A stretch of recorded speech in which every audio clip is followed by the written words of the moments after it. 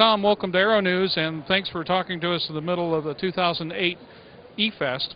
Coming out of conventionally sized aviation, we're a little amazed at what we're seeing in the model airplane world. I started out, well, almost 40 years ago with model airplanes before I got onto the real stuff, and those days it was big boxy servos, and they were just getting out of the old systems to finally start digital proportional, and now we're seeing electric and synthesized radios and just phenomenal capabilities, both fixed wing and rotor wing, and it's all under the purview now of the Academy of Model Aeronautics. How do you keep a hold of this chaos? Well, we've had an absolutely fantastic amount of growth, Jim, and you asked about the Academy or the AMA. We originally started in 1936. We were based in Reston, Virginia until the early to mid-90s, and then moved to Muncie, Indiana, which is just north of Indianapolis. And basically, in terms of trying to keep track of it, we've had a tremendous amount of change.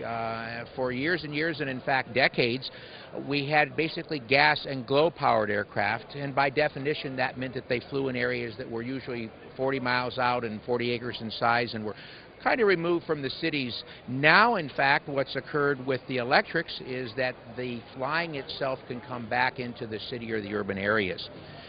We have a variety of membership categories, and normally we had someone that was from about 19 to 65 or youth that were under 19 that flew only the glow. We've just brought out a new membership category to address this new phenomenally fast-growing segment, the electrics, that's called the Park Pilot membership category. It's a Park Pilot program. This is a program that's designed to try to go and address the folks that are coming in through a completely different channel. In the old days, as you mentioned, you used to build an aircraft out of a box of parts and literally had months of time to put it together. Now you can buy an absolutely beautiful aircraft, completely finished, scale and appearance if you want that, and your capability allows it. Pull it right out of the box and go fly. So what's happened is that the folks that are coming into the industry now are coming through a different channel. In fact, they're showing up flying at soccer fields, schools, and so on. Aero-TV is brought to you by Cirrus aircraft have always been easy to fly. Now they're easier than ever to buy. A complete line of ownership programs gives you everything you need to purchase, trade, finance, lease, insure, and warranty your Cirrus. There's even an ownership program for non-pilots. The Cirrus Access Pilot can teach you how to fly or fly the plane for you. Find out more at www.cirrusdesign.com. Cirrus, for the love of flying. Now, back to Aero-TV. Flying spaces have to be getting very, very hard to find, and then there's the noise issue. It is a real problem, Jim, and in fact we're absolutely on what I'll say the socially correct and the politically correct side of the green curve. Whether you want to talk about motorcycles or personal watercraft or snowmobiles, all of those activities have some kind of a propulsion system. All of them today, to my knowledge, are an internal combustion engine. In fact, with the electrics that have come out, and not just in the smaller aircraft, but also in the larger, it's totally opened up a complete new segment for us in terms of availability of flying sites. You can literally have a club of all electrics that are flying right next door to a housing addition. And unless they fly over the area, which they don't normally do, you don't know that they're there. So we're absolutely thrilled with the growth. To give you an example, 10, 15 years ago, we would have seen a very good year be 200,000 to 300,000 units that were sold, meaning the aircraft themselves, mostly all fixed wing. Now it's in the several 100,000 to million range. The large OEMs are really putting out a lot of units. Anything that gets people more enthused about aviation, more friendly to aviation, is good for us all. That's absolutely right. And one of the things that's really great with this new segment of the sport is that it is showing a much younger group coming in. The demographics are much younger. Right. Yeah, the average age of our members are in the 50s in the glow and gas segment, and we're seeing the average age coming into the electric segment anywhere from teens, kids, elementary school level, up through mid to late 20s. So it's a whole new group that's always great exposure for any activity. Okay, AMA is the lead organization for this industry. What support can you provide the person who's looking to get into model aviation? Well, the best thing to do, and since everybody is usually pretty much wired today, is go to our website. And we have really two main sites. One of them is modelaircraft.org, and the other one is parkflyer.org. The first is what I'll call our more traditional site, and the second addresses this new fast-growing segment. There's all kinds of information there, everything from being able to search for a local field that exists, find a local club, find what we now call it in the electrics our Park Pilot Partner Program, which is more or less an advocate or a supporting group of existing pilots that can help the new folks coming in. So there's a tremendous amount of information on those sites. Tom, UAVs are becoming more and more news in conventional aviation, but obviously what they really are overgrown model airplanes in many cases. We've seen a number of model companies transition to the UAV segment.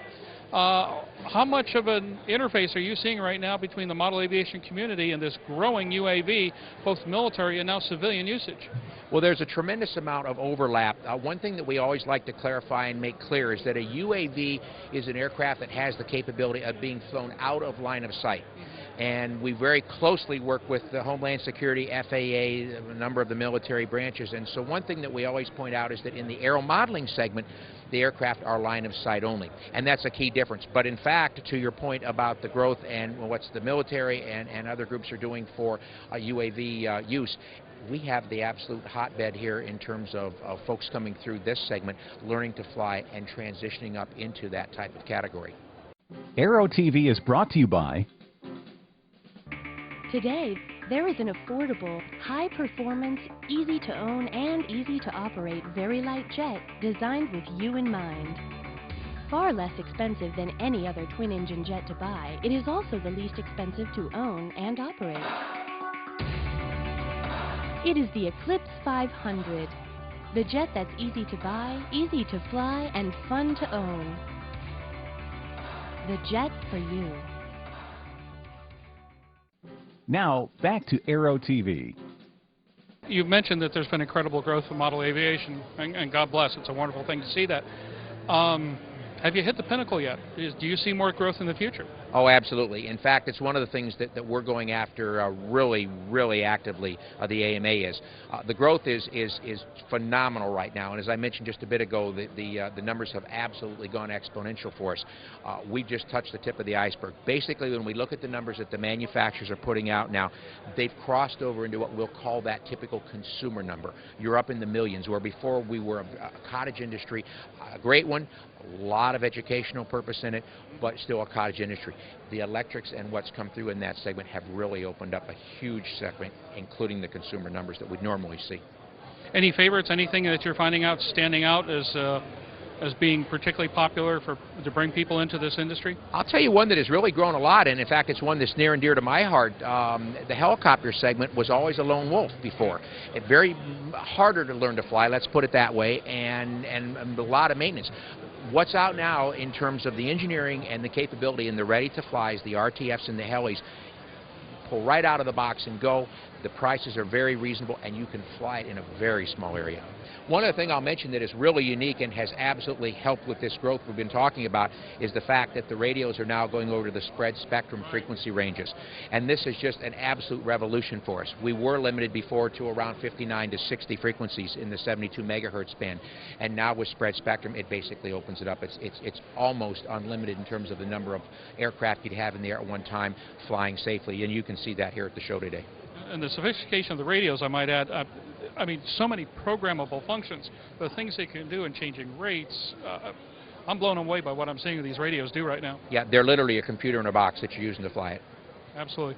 Tom, thank you for your time. I appreciate it. You're welcome. We appreciate talking with you, Jim.